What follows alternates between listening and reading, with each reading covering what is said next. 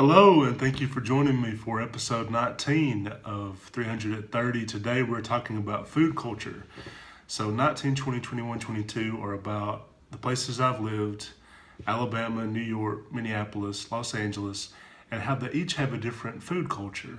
Okay, so obviously I'm from Alabama.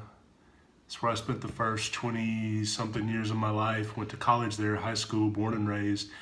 And you start to notice that Alabama's food culture is really overeating, uh, fried foods, sweets. I can remember going to family reunions and there being like a few food items and then just a whole table of desserts, all kind of desserts you can imagine. KFC, most fried chicken places come from the Southeast. KFC, Popeyes, Zaxby's, Chick-fil-A. We know how to fry things, especially chicken, but anything else.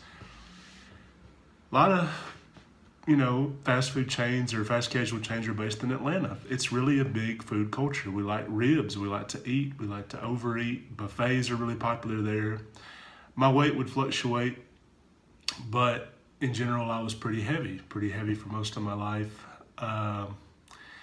You don't exercise that much. People drive everywhere. Stuff may not be so conveniently located like it is in a really big city. So you may get down.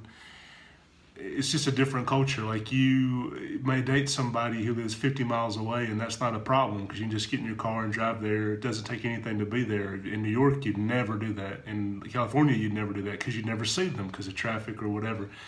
And so it's no big deal to get in your car and drive 75 miles an hour down the road. But we're not walking a lot of places. A lot of people don't exercise. There's some really in shape people in Alabama, but in general, it's the second fattest state in America after Mississippi. So that means higher cholesterol, heart disease, diabetes, all these things. They run rampant in my family. They run rampant in a lot of people's families. A lot of people have this. One of my great grandfathers lost both of his legs to diabetes.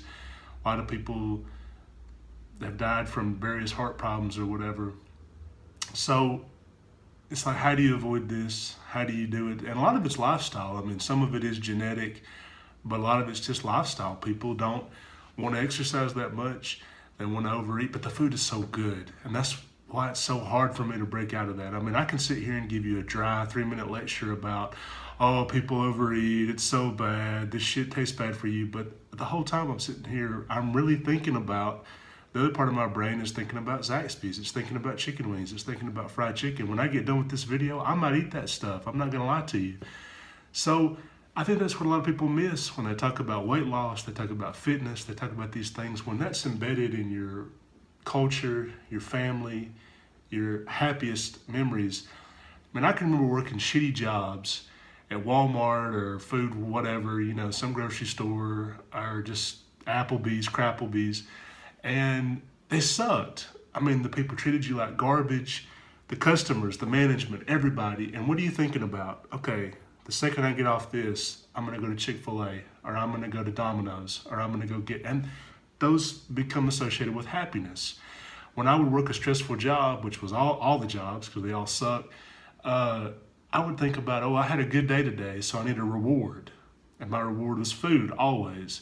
If I had a bad day today, I needed something to get me over it, and it was food, always.